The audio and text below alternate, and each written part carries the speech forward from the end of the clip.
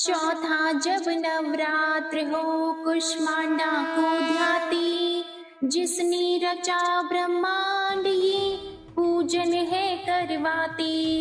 आदि शक्ति कहते जिन्हें अष्टभुजी है रूप, इस शक्ति के तेज से कहीं छाव कहीं धूप। या देवी सर्वभूतेषु माँ कुष्मांडा रूपेण संस्थिता, नमस्तस्यै नमस्तस्यै नमस्तस्यै नमो नमः।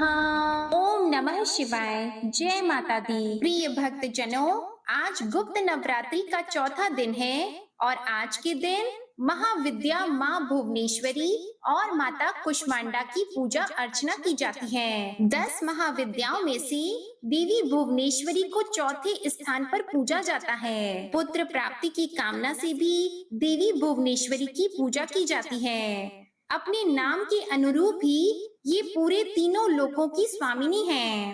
प्रकृति से संबंधित होने के कारण देवी की तुलना मूल प्रकृति से भी की जाती है।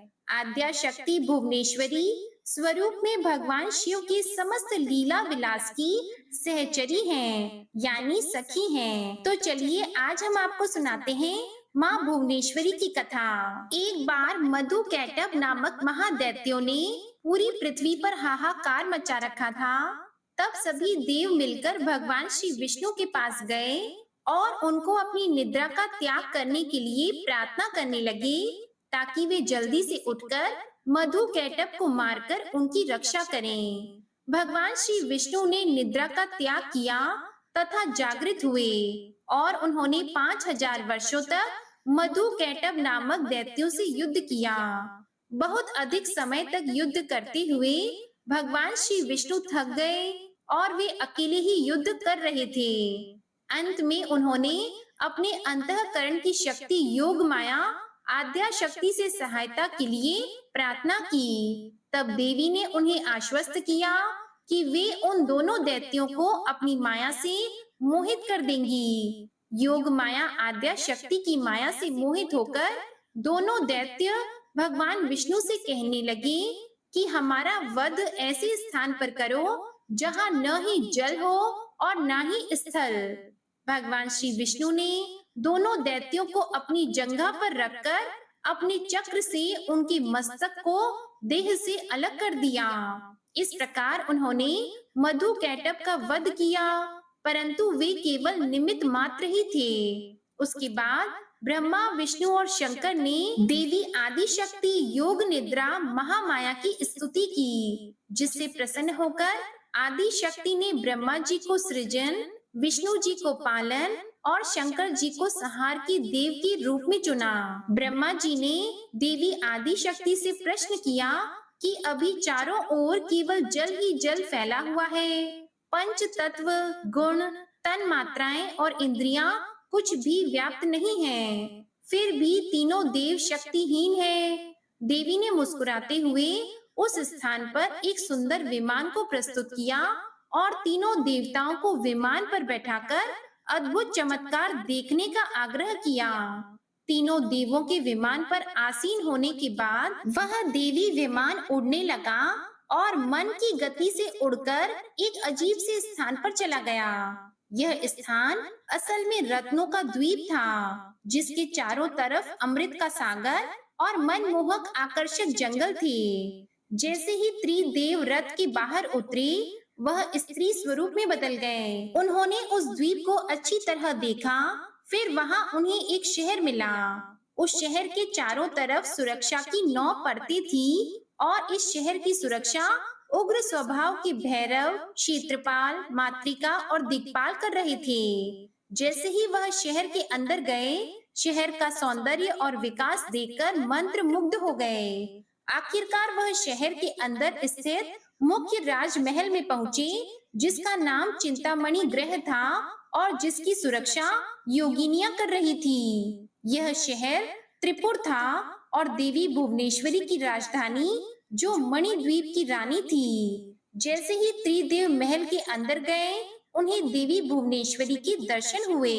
उनकी छटा लाल रंग की थी, उनकी 3 आँखें, 4 हाथ थे तथा उन्होंने लाल रंग के आभूषण पहने थे। उनके शरीर पर लाल चंदन का लेप लगा था तथा उन्होंने लाल कमल की माला पहनी थी। बाएं हाथ में उन्होंने अंकुश और पास पकड़ा था और दाहिने हाथ से वो अभय और वरद मुद्रा दिखा रही थी। उनका मुकुट अर्ध चंद्र रूपी मणि के द्वारा सुसज्जित था। यह सब देखने के बाद भगवान श्री विष्णु ने अपने अनुभव से शंकर जी तथा ब्रह्मा जी से कहा कि ये साक्षात देवी जगदम्बा महामाया है और इनके साथ ही यह देवी हम तीनों और संपूर्ण चराचर जगत की कारण रूपा हैं। तीनों देव भगवती भुवनेश्वरी की स्तुति करने के निमित्त उनके चरणों के निकट गए। तीनों देवों ने देवी के चरण कमल के नख में संपूर्ण जगत को देखा और ये सब देखने के बाद त्रिदेव यह समझ गए कि देवी संपूर्ण ब्रह्मांड की जननी है। माँ भुवनेश्वरी को आदि शक्ति और मूल प्रकृति भी कहा गया है। भुवनेश्वरी देवी ही शताक्षी और शाकंभरी नाम से प्रसिद्ध हुई। कहते हैं कि इन्होंने ही दुर्गमासुर का वध भी किया था। इन्हें काल की जन्मदात्री भी कहते हैं। इनकी मुख्य आयुध अंकुश और पाश हैं। आदि शक्ति भुवनेश्वरी माँ का स्वरूप सौम्य और अंग कांति अरुण है। देवी भुवनेश्वरी की एक मुख है, 4 हाथ हैं। 4 हाथों में गदा शक्ति का राजदंड व्यवस्था का प्रतीक है। माला नियमितता और आशीर्वाद मुद्रा प्रजा पालन की भावना का प्रतीक है। आसन शासन पीठ सर्वोच्च सत्ता की प्रतीक है। इस प्रकार सर्व स्वरूपा मूल प्रकृति ही भुवनेश्वरी है, जो विश्व को वमन करने के कारण वामा, शिवमय होने से ज्येष्ठा और कर्म नियंत्रण का फल दान करने और जीवों को दंडित करने के कारण रौद्री भी कही जाती हैं। भगवान शिव का वाम भाग ही देवी भुवनेश्वरी कहलाता है। भुवनेश्वरी के संग से ही भुवनेश्वर सदाशिव को सर्वेश होने की योग्यता प्राप्त होती है। महानिर्वाण तंत्र के अनुसार समस्त महाविद्या एवं भगवती भुवनेश्वरी की सेवा में सदा संलग्न रहती है। 7 करोड़ महामंत्र इनकी सदा ही आराधना करते हैं। प्रेम से बोलिए माँ भुवनेश्वरी की जय। ओम नमः शिवाय। जय माता दी। प्रिय भक्त जनों, अब आप बड़ी ही श्रद्धा के साथ प्रसन्न चित्त मन से माता कुष्मांडा की कथा को सुनिए। कौशल देश में सुशील नाम का एक निर्धन ब्राह्मण रहता था। प्रतिदिन मिलने वाली भिक्षा से वह अपने परिवार का भरण पोषण करता था। उसके कई बच्चे थे। प्रातःकाल वह भिक्षा लेने घर से निकलता और सायंकाल लौट आता था। देवताओं, पितरों और अतिथियों की पूजा करने के बाद आश्रित जन को खिलाकर ही वह स्वयं भोजन ग्रहण करता था। इस प्रकार भिक्षा को वह भगवान का प्रसाद समझकर स्वीकार करता था। इतना दुखी होने पर भी वह दूसरों की सहायता के लिए सदैव तत्पर रहता था। यद्यपि उसके मन में अपार चिंता रहती थी, फिर भी वह सदैव धर्म कर्म में लगा रहता था। अपनी इंद्रियों पर उसका पूर्ण नियंत्रण था। वह सदाचारी, धर्मात्मा और सत्यवादी था। उसके हृदय में कभी क्रोध, अहंकार और ईर्ष्या जैसे तुच्छ विकार उत्पन्न नहीं होते थे। एक बार उसके घर के पास सत्यव्रत नामक एक तेजस्वी ऋषि आकर ठहरे। वे एक प्रसिद्ध तपस्वी थे। मंत्रों और विद्याओं का ज्ञाता उनके समान आसपास दूसरा कोई नहीं था। शीघ्र ही अनेक व्यक्ति उनके दर्शनों को आने लगे। सुशील के हृदय में भी उनसे मिलने की इच्छा जागृत हुई और वह उनकी सेवा में उपस्थित हुआ। सत्यव्रत को प्रणाम कर वह बोला, ऋषिवर, आपकी बुद्धि अत्यंत विलक्षण है। आप अनेक शास्त्रों, विद्याओं और मंत्रों के ज्ञाता हैं। मैं एक निर्धन, दरिद्र और असहाय ब्राह्मण हूँ। कृपया मुझे बताइए कि मेरी दरिद्रता किस प्रकार समाप्त हो सकती है। उसने आगे कहा कि मुनिवर, आपसे यह पूछने का केवल इतना ही अभिप्राय है कि मुझ में कुटुंब का भरण पोषण करने की शक्ति आ जाए। धन के अभाव के कारण मैं उन्हें समुचित सुविधाएं और अन्य सुख नहीं दे पा रहा हूँ। हे दया निधान, तप, दान, व्रत, मंत्र अथवा जप, आप कोई ऐसा उपाय बताने का कष्ट करें जिससे कि मैं अपने परिवार का यथोचित भरण पोषण कर सकूं। मुझे केवल इतने ही धन की इच्छा है जिससे कि मेरा परिवार सुखी हो जाए। यह सुनकर सत्यव्रत ऋषि ने सुशील को भगवती दुर्गा की महिमा बताते हुए नवरात्रि व्रत करने का परामर्श दिया। महर्षि सत्यव्रत ने आगे कहा, हे ब्राह्मण, मैं तुम्हें माता कुष्मांडा की कथा का श्रवण कराता हूँ, इसलिए तुम उसे भली भांति मन लगाकर और साफ स्वच्छ मन से श्रद्धा भाव से उसे श्रवण करो। इसको श्रवण करने मात्र से व्यक्ति की अनेक दुखों का नाश होता है, उसे सुख समृद्धि की प्राप्ति होती है और मन में माता के प्रति भक्ति भाव जागृत होता है। तो हे ब्राह्मण, आज तुम माता कुष्मांडा की कथा का श्रवण करो और माँ भगवती के गुणों को गाओ। यह उस समय की बात है जब ब्रह्मांड अंधकार से भरे हुए एक शून्य के समान था, लेकिन फिर एक दिव्य प्रकाश की किरण चारों ओर फैली अंधेरे उजालों में परिवर्तित होने लगा। उस प्रकाश की कोई सीमा नहीं थी। सहसा प्रकाश एक दिव्य देवी के रूप में बदल गया। वह कोई और नहीं बल्कि स्वयं देवी कुष्मांडा थी। अपनी मंद हल्की हंसी के साथ अंड यानी ब्रह्मांड को उत्पन्न करने के कारण इस देवी को कुष्मांडा नाम से संबोधित किया गया। देवी कुष्मांडा की मुख मुस्कान के कारण ब्रह्मांड का जन्म हुआ है। हे ब्राह्मण, उन्होंने ही पृथ्वी, सभी ग्रहों, चंद्र, सूर्य, तारे और आकाश तथा आकाश गंगाओं को अस्तित्व में लाया। संसार में जीवन बनाए रखने के लिए सूर्य देवता की आवश्यकता थी, तो माता कुष्मांडा ने अपने आप को सूर्य में समाहित कर दिया। सूर्य संसार में जीवन का पर्याय है, तो देवी उनकी शक्ति है। माता कुष्मांडा ही समस्त जीवन का स्रोत है। जब वह सूर्य भगवान के मूल में रहती है, तो देवी का अलौकिक तेज दिनकर को जीवन प्रदान करने की क्षमता देती है। कुष्मांडा देवी के बिना सूर्य शक्तिहीन है। यह देवी की ही शक्ति है। कुष्मांडा देवी ही शक्तिशाली है। इनसे ही जग रोशन है।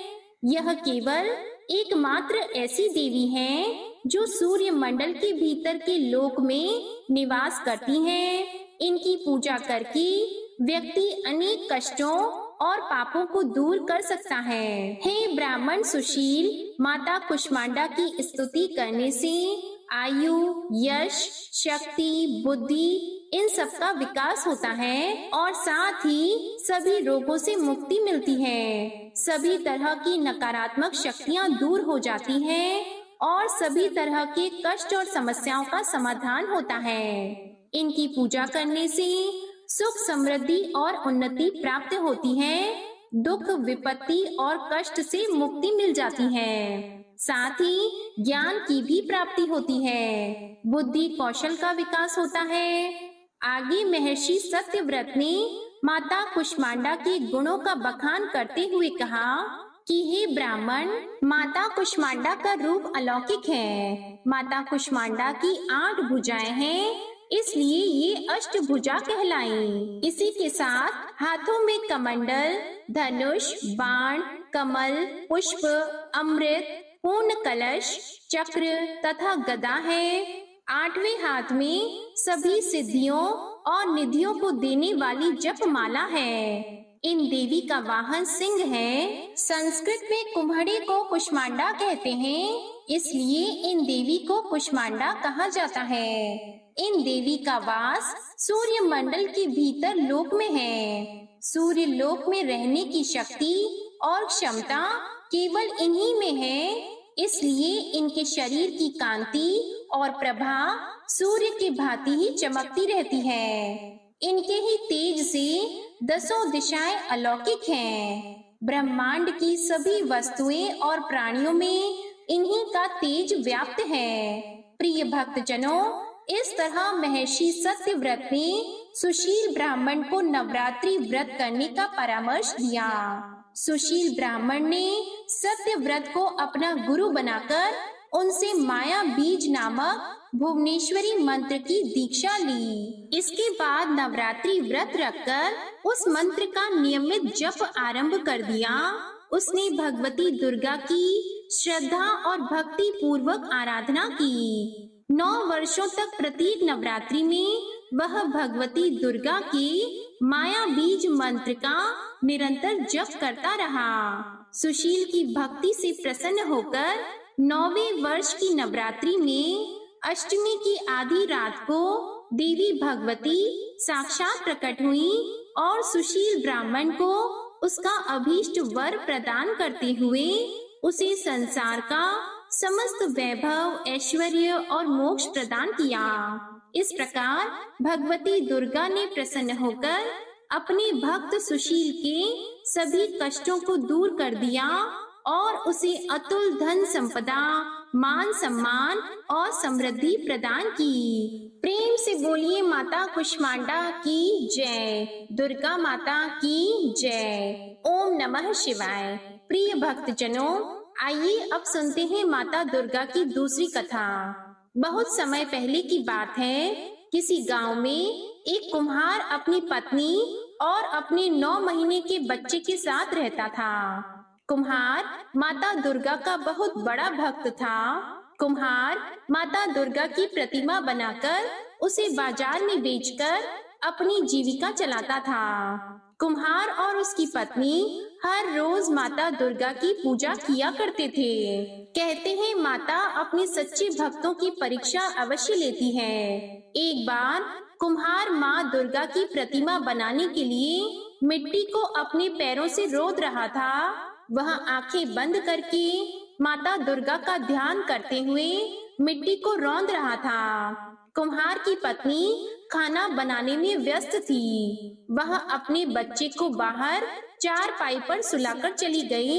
अचानक बच्चे की नींद खुल गई। वह बच्चा खेलते खेलते वहां आ गया जहां पर उसका पिता कुम्हार माता दुर्गा के ध्यान में मग्न होकर अपने पैरों से मिट्टी को रौंद रहा था। अचानक कुम्हार का बेटा उसके पैरों के नीचे आ गया और कुम्हार ने अपने बच्चे को ही अपने पैरों से मिट्टी के साथ रौंद दिया। कुम्हार का पैर और मिट्टी खून से सन गए। अचानक जब वह बच्चे की माँ भोजन पकाकर बाहर आई, तब उसका बच्चा चारपाई पर नहीं मिला। इसलिए वह अपने पति के पास पहुंची जहां वह मिट्टी को रौंद रहा था। अचानक उसका ध्यान कुम्हार के पैर पर गया। वह कुम्हार के हाथ को पकड़कर मिट्टी से बाहर खींच लेती है। तब जाकर कुम्हार अपने होशो हवास में आता है। यह देखकर कुम्हार और उसकी पत्नी बेटे को हाथ में लेकर रोने लगे कि मैंने यह क्या कर दिया, अपने ही बच्चे को मार दिया। माता दुर्गा की प्रतिमा के सामने जाकर वह रोने और गिड़गिड़ाने लगा। कुम्हार बोला कि मैं तो आपके ही ध्यान में मग्न था। यदि हमारा बच्चा हमें नहीं मिला तो हम दोनों अपनी जान दे देंगे। माता दुर्गा दोनों की प्रार्थना सुनकर प्रकट हुई। उसी मिट्टी से एक कुम्हार के बच्चे जैसा एक पुतला तैयार किया और माता रानी ने अपनी शक्ति से उस पुतले में प्राण डाल दिए। कुम्हार और उसकी पत्नी अपने बच्चे को पाकर बहुत प्रसन्न हुए और माता रानी का जयकारा लगाने लगे। देवी माँ अपने भक्तों की परीक्षा अवश्य लेती है, तो एक बार प्रेम से बोलिए माँ भवानी की जय। ओम नमः शिवाय। जय माता दुर्गा। तो आज मैं अब आपको सुना रही हूँ नवरात्रि में सुनी जाने वाली श्री दुर्गा सप्तशती पाठ का अध्याय 1 का वर्णन। तो सबसे पहले आप सुनिए अध्याय 1। इस अध्याय में मेधा ऋषि का राजा सुरथ और समाधि का देवी की महिमा बताने का वर्णन है। महर्षि मार्कंडेय जी बोले, सूर्य के पुत्र सावर्णी की उत्पत्ति की कथा विस्तार पूर्वक कहता हूँ, सुनो। सावर्णी महामाया की कृपा से जिस प्रकार मनवंतर के स्वामी हुए, उसका भी हाल सुनो। पहले स्वरोचिष नामक राज्य था। वह प्रजा को अपने पुत्र के समान मानते थे, तो भी कोलाद विध्वंसी राजा उनके शत्रु बन गए। दुष्टों को दंड देने वाले राजा सुरत की उनके साथ लड़ाई हुई। कोला विध्वंसियों की संख्या में कम होने पर भी राजा सुरत युद्ध में उनसे हार गए। तब वह अपनी नगर में आ गए। केवल अपने देश का राज्य ही उनके पास रह गया और वह उसी देश के राजा होकर राज्य करने लगे, किंतु उनके शत्रुओं ने उन पर वहां आक्रमण किया।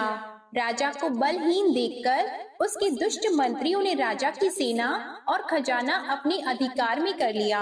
राजा सुरत अपने राज्य अधिकार को हार कर शिकार खेलने के बहाने घोड़े पर सवार होकर वहां से एक भयंकर वन की ओर चले गए। उस वन में उन्होंने महर्षि मेधा का आश्रम देखा।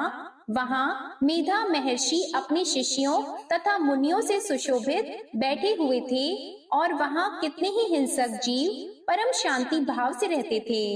राजा सुरत ने महर्षि मेधा को प्रणाम किया और महर्षि ने भी उनका उचित सत्कार किया। राजा सुरत महर्षि के आश्रम में कुछ समय तक ठहरे।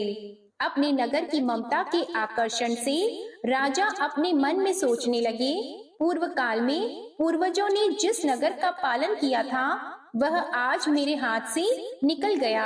मेरे दुष्ट एवं दुरात्मा मंत्री मेरे नगर की अब धर्म से रक्षा कर रहे होंगे या नहीं। मेरा प्रधान हाथी, जो कि सदा मद की वर्षा करने वाला और शूरवीर था, मेरे वैरियों के वश में होकर न जाने क्या दुख भोग रहा होगा। मेरे आज्ञाकारी नौकर, जो मेरी कृपा से धन और भोजन पाने से सदैव सुखी रहते थे और मेरे पीछे पीछे चलते थे, वह अब निश्चय ही दुष्ट राजाओं का अनुसरण करते होंगे तथा मेरे दुष्ट एवं दुरात्मा मंत्रियों द्वारा व्यर्थ ही धन को व्यय करने से संचित किया हुआ मेरा खजाना एक दिन अवश्य खाली हो जाएगा।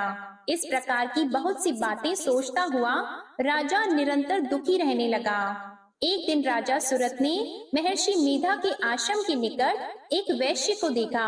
राजा ने उससे पूछा, भाई तुम कौन हो? यहाँ तुम्हारे आने का क्या कारण है? और तुम मुझे शोकग्रस्त अनमने से दिखाई देते हो, इसका क्या कारण है? राजा के यह नम्र वचन सुनकर वैश्य ने महाराज सुरत को प्रणाम करके कहा। वैश्य बोला, राजन, मेरा नाम समाधि है। मैं धनियों के कुल में उत्पन्न एक वैश्य हूँ। मेरे दुष्ट स्त्री पुत्र आदिकों ने लोभ से मेरा सब धन छीन लिया है और मुझे घर से निकाल दिया है। मैं इस तरह से दुखी होकर इस वन में चला आया हूँ और यहाँ रहता हुआ मैं इस बात को भी नहीं जानता कि अब घर में इस समय सब कुशल हैं या नहीं।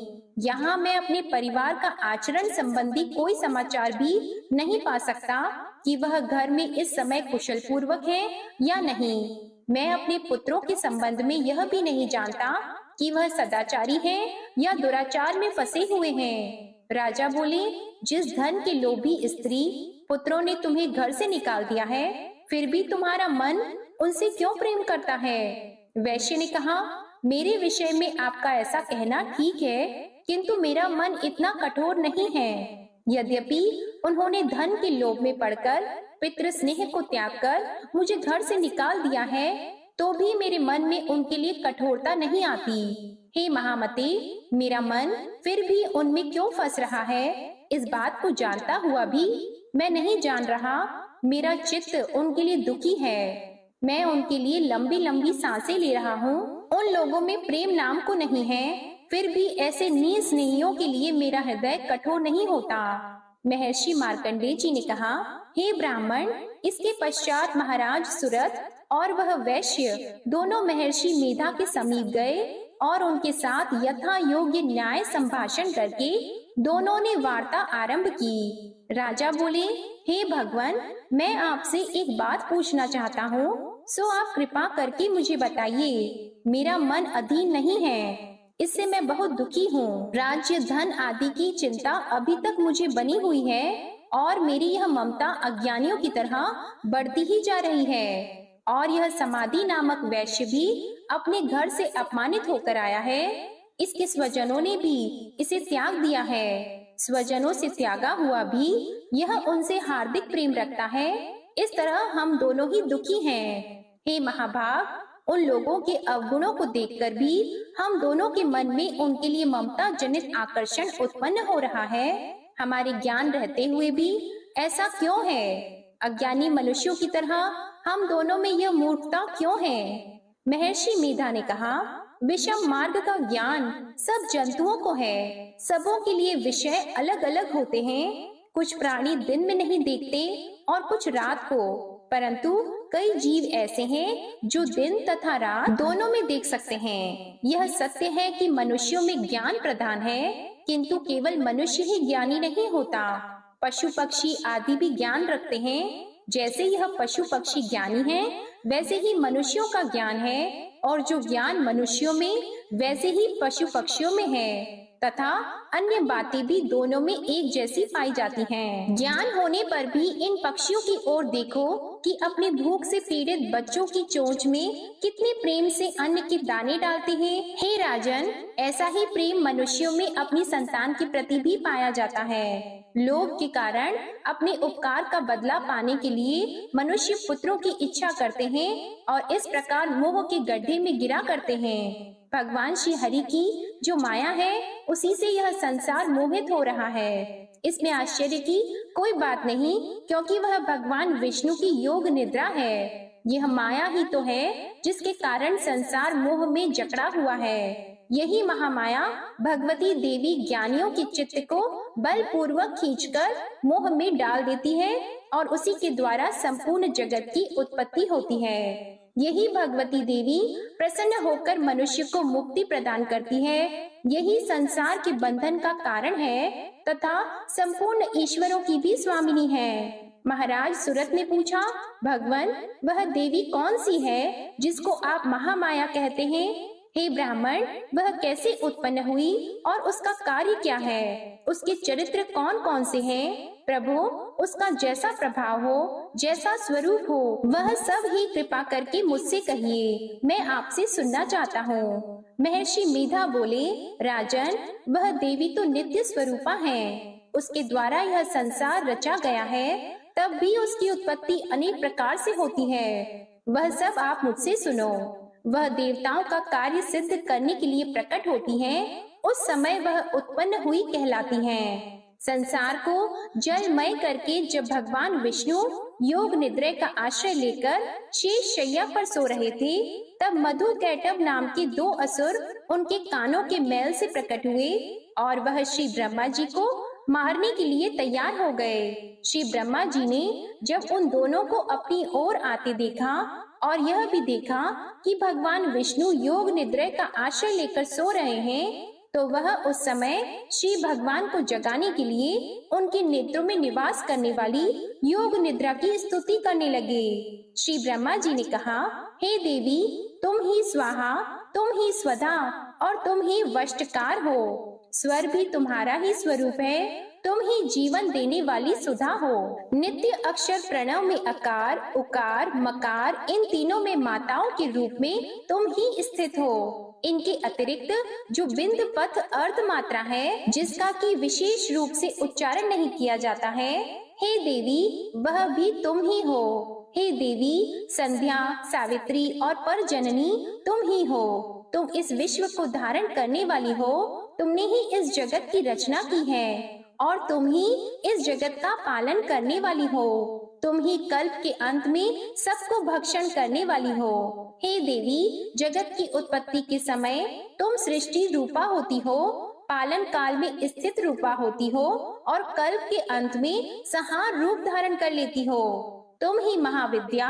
महामाया, महामेधा, महारात्रि और मोहरात्रि हो। श्री ईश्वरी और बोध स्वरूपा बुद्धि भी तुम ही हो। लज्जा, पुष्टि, तुष्टि, शांति और क्षमा भी तुम ही हो। तुम खड़ग धारिणी, शूल धारिणी घोर रूपा तथा गदा, चक्र, शंख और धनुष को धारण करने वाली हो।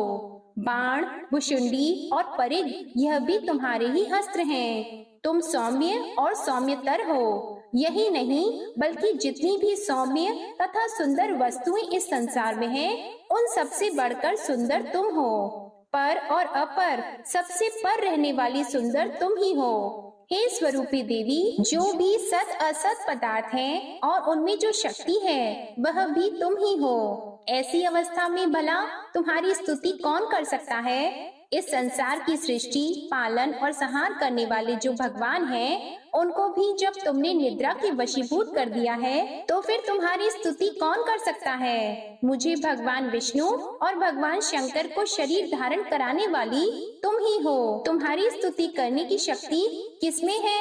हे देवी, तुम तो अपने इन उदार प्रभावों के कारण ही प्रशंसनीय हो। मधु और कैटव जो भयंकर असुर हैं, इन्हें मोह में डाल दो और श्री हरि भगवान विष्णु को भी जल्दी जगा दो और उनमें इनको मार डालने की बुद्धि भी उत्पन्न कर दो। महर्षि मेधा बोले, हे राजन, जब श्री ब्रह्मा जी ने देवी से इस प्रकार स्तुति करके भगवान को जगाने तथा मधु और कैटव को मारने के लिए कहा, तो वह भगवान श्री विष्णु के नेत्र, मुख, नासिका, बाहु, हृदय और वक्ष स्थल से निकलकर ब्रह्मा जी के सामने खड़ी हो गईं।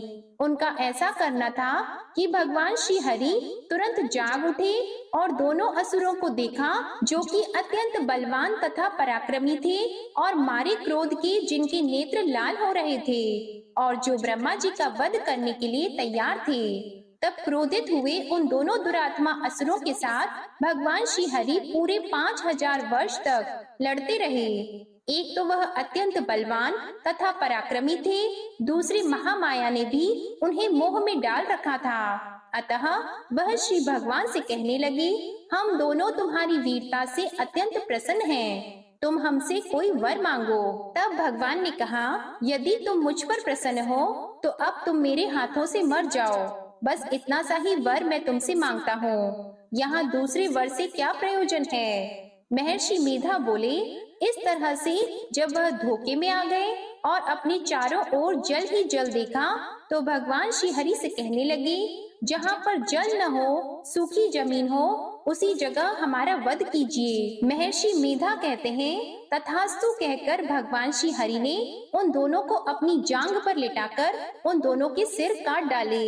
इस तरह से यह देवी श्री ब्रह्मा जी की स्तुति करने पर प्रकट हुई थी। अब तुमसे उनके प्रभाव का वर्णन करता हूँ, सुनो। जय जगत जननी माँ, जय अम्बे भवानी। ओम नमः शिवाय। प्रिय भक्त जनों, प्रथम अध्याय का पाठ समाप्त हुआ। अब आप सुनिए दुर्गा चालीसा पाठ। नमो नमो दुर्गे सुख करनी, नमो नमो दुर्गे दुख हरनी। निरंकार है ज्योति तुम्हारी, तिहु लोक फैली उजियारी। शशि ललाट मुख महाविशाला, नेत्र लाल भ्रिकुटी विकराला। रूप मातु को अधिक सुहावे, दर्श करत जन अति सुख पावे। तुम संसार शक्ति ले कीना, पालन हेतु अन्न धन दीना। अन्नपूर्णा हुई जगपाला, तुम ही आदि सुंदरी बाला।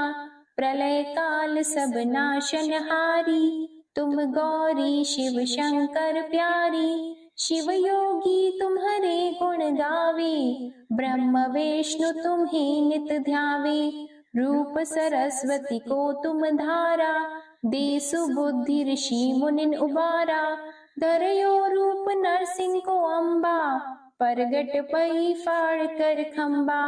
रक्षा करी प्रहलाद बचायो, हिरण्याक्ष को स्वर्ग पठायो। लक्ष्मी रूप धरो जग माही, श्री नारायण अंग समाही। क्षीर संधु में करत विलासा, दया सिंधु दीजे मन आसा।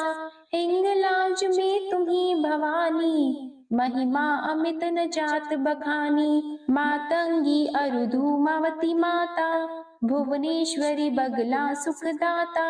श्री भैरव तारा जगतारिणी, छिन्न भाल भव दुख निवारिणी। के हरि वाहन सोह भवानी, लांगुर वीर चलत अगवानी। कर में खप्पर खड़ग विराजी, जाको देख काल डर भाजी। सोहे अस्त्र और त्रिशूला, जाते उठत शत्रु ही शूला। नगर कोट में तुम्ही विराजत, तिहु लोक में डंका बाजत। शुंभ निशुंभ दानव तुम मारे, रक्त बीज शंखन सहारे। महिषासुर नृप अति अभिमानी, जेहि अघभार मही अकुलानी। रूप कराल कालिका धारा, सेन सहित तुम तिहि सहारा। परी गाढ़ संतन पर जब जब, भई सहाय मातु तुम तब तब। अमरपुरी अरुबा सवलोका, तब महिमा सब रहे अशोका। ज्वाला में है ज्योति तुम्हारी, तुम्हें सदा पूजे नर नारी। प्रेम भक्ति से जो यश गावे, दुख दारिद्र निकट नहीं आवे। ध्यावे तुम्हें जो नर मन लाई, जन्म मरण ताको छुट जाई। जोगी सुर मुनि कहत पुकारी, योग न हो बिन शक्ति तुम्हारी। शंकर आचार्य तप कीनो, काम अरु क्रोध जित सब लीनो। निश दिन ध्यान धरो शंकर को, काहु काल नहीं सुमिरो तुमको। शक्ति रूप कामर मन पायो, शक्ति गई तब मन पछतायो। शरणागत हुई कीर्ति बखानी, जय जय जय जगदम्बा भवानी। भई प्रसन्न आदि जगदम्बा, दई शक्ति नहीं कीन विलंबा। मोको मातु कष्ट अति घेरो, तुम बिन कौन हरे दुख मेरो। आशा तृष्णा निपट सतावे, मोह मदादिक सब बिनशावे। शत्रुनाश कीजे महारानी, सुमिरो एक चित तुम्हें भवानी। करो कृपा हे मातु दयाला, रिद्धि सिद्धि दे करहु निहाला। जब लगी ज्यों दया फल पाऊं, तुम्हरो यश मैं सदा सुनाऊं। दुर्गा चालीसा जो कोई गावे, सब सुख भोग परम पद पावे। देवी दास शरण निज जानी, करहु कृपा जगदम्बा भवानी। श्री दुर्गा चालीसा समाप्त होती है। प्रेम से बोलिए माँ अम्बे की जय। आप सभी भक्त जनों को आज की ये कथा पसंद आए तो वीडियो को लाइक कीजिएगा, शेयर कीजिएगा, कमेंट में माता भुवनेश्वरी और माता कुष्मांडा की जय लिखिएगा और हमारे चैनल आध्यात्मिक सागर को सब्सक्राइब जरूर कीजिएगा। प्रेम से बोलिए माँ अम्बे की जय। ओम नमः शिवाय। जय माता दी।